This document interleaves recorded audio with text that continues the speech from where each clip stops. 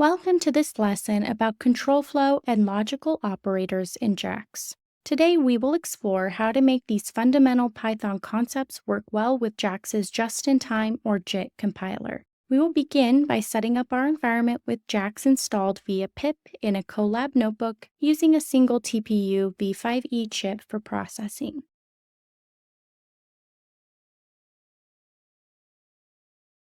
To understand how control flow works with the JIT compiler, we need to know a key concept. A compiled function represents just one path through what we call the control flow graph. When we use logical operators, they affect this path through something called short-circuiting. This leads us to an important question. What happens when the path through our code depends on the actual values of our inputs? By default, if a function's path depends on input values, it cannot be JIT compiled.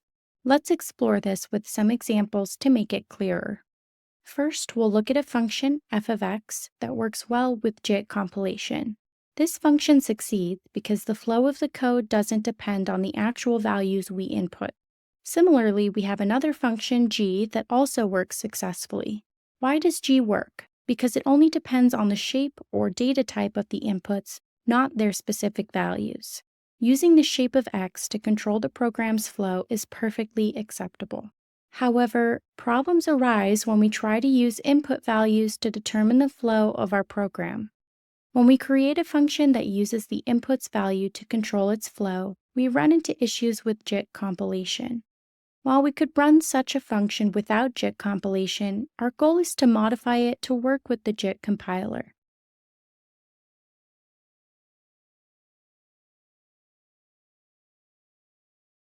The same issue occurs with logical operators. For example, a simple g of x function that relies on the value of x will fail. The reason is straightforward. We cannot save and reuse the compiled code if the path through the function changes based on input values.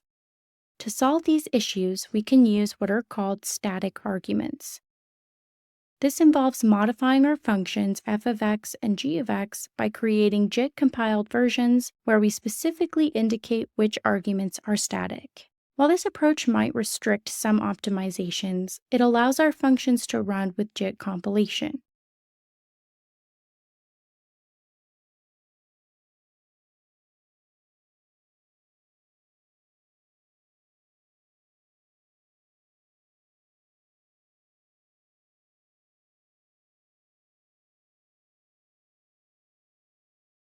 JAX provides several helpful tools called structured control flow primitives to handle these situations. Lax.cond, which is fully differentiable, lax while loop, which works with forward mode differentiation, lax for I loop, which generally works with forward mode differentiation and can work with both forward and reverse mode differentiation if the endpoints are static, and lax.scan, which is differentiable.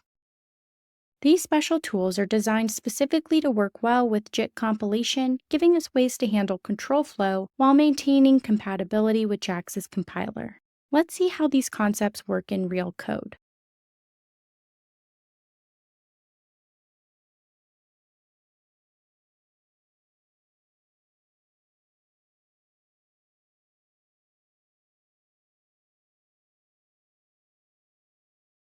We'll start with conditionals using lambda functions. When we test different cases, they work exactly as expected. By using JAX's special primitives, we achieve two important goals. We avoid having to recompile our code multiple times, and we maintain traceable control flow, which is essential for proper functioning. Next, we'll examine how to use while loops in JAX. The while loop implementation demonstrates how we can handle repetitive operations while maintaining compatibility with JAX's compilation system.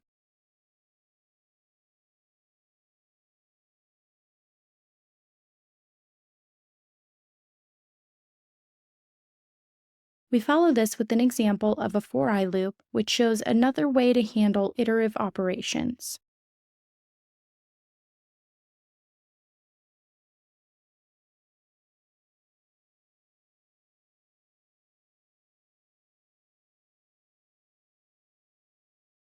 When working with these loops, there are some key limitations you should know about. Specifically, both the while loop and the for-i loop only work with forward mode differentiation. This means you need to carefully consider which type of loop to use based on your specific needs. Now, let's explore how to use logical operators in JAX-compatible ways. The good news is that we can use logical and, or, and not operators in our JIT-compiled functions. Here's an interesting example. We can create a function that checks if a number x is both positive and even. This works successfully with JIT compilation because of an important detail. The logical AND operator in JAX behaves differently from standard Python. In JAX, it always evaluates both conditions rather than using short-circuit evaluation. To explain this further, in regular Python, when you use AND, if the first condition is false, it doesn't check the second condition because the overall result must be false. This is called short-circuiting. However, in JAX's JIT-compiled functions, both conditions are always evaluated.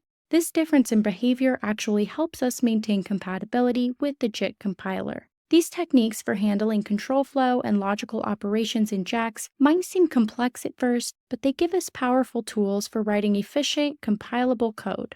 While some approaches might require us to rethink how we structure our code compared to standard Python, the benefits of JIT compilation make these adjustments worthwhile. Each method we've discussed has its own strengths and limitations, and choosing the right one depends on your specific needs. Remember to consider factors like differentiation requirements and compilation efficiency when deciding which approach to use.